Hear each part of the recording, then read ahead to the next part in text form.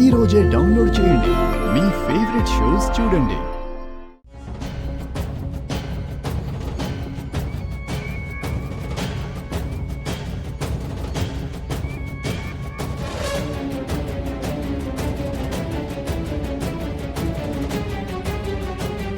నువ్వు హాస్పిటల్లో చేరినప్పటి నుంచి బయట ఏం జరుగుతుందో కూడా అర్థం కావట్లేదు. ముఖ్యంగా అఖిలాండేశ్వరి అత్తయ్య, ఆవిడ చేసే పనులు అస్సలు అర్థం కావట్లేదు తాతయ్య. విద్యని బావతో కలపడానికి ఒప్పుకోని ఆవిడ నాకు మ్యాగీనిచ్చి పెళ్లి చేయడానికి చాలా ఆరాటపడుతుంది. చాలా ప్లాన్స్ వేసింది. కానీ అమ్మ పద్దుతో నా పెళ్లి ఫిక్స్ చేసింది తాతయ్య. అప్పటి నుంచి అత్తయ్య అడుగడుగునా అడ్డం పడుతూనే ఉంది. ఇక ఈరోజైతే పెళ్లి పనులు మొదలవుతున్నాయి, పసుపు దంచే పని పెట్టుకున్నామని తెలుసుకుని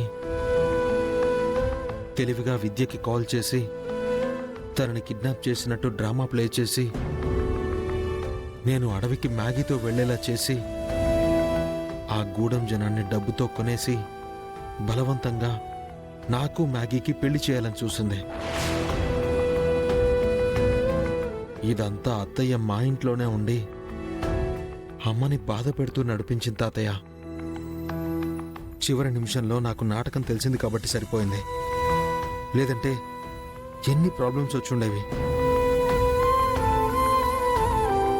నన్ను, అమ్మని, చెల్లిని శత్రువుల్లా చూసే అత్తయ్య కొత్తగా నాకు మ్యాగీకి పెళ్లి చేయడానికి ఇన్ని కుట్రలు చేయడమే ఇక్కడ వింత విచిత్రం తాతయ్య. దేనికోసం ఇలా చేస్తుందో అర్థం కావడం లేదు. అడిగినా అత్తయ్య చెప్పదు. అలా అని మా దారిన మమ్మల్ని వెళ్ళనివ్వదు.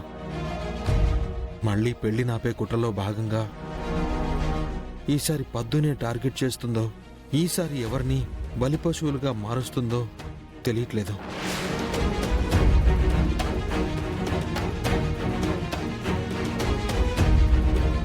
శత్రువులు బయటి వాళ్ళైతే యుద్ధం చేయడానికి నేనెప్పుడూ సిద్ధమే తాతయ్య.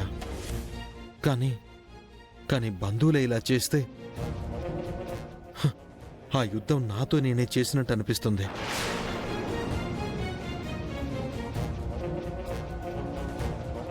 అందుకే తాతయ్య, వాళ్ళని ఏమీ చేయలేక, నాకు ఏమీ అర్థం కాక, నన్ను ధైర్యంలా భావించే వాళ్ళ దగ్గర నా బాధని చెప్పుకోలేక ఇలా నీ దగ్గరకు వచ్చాను తాతయ్య.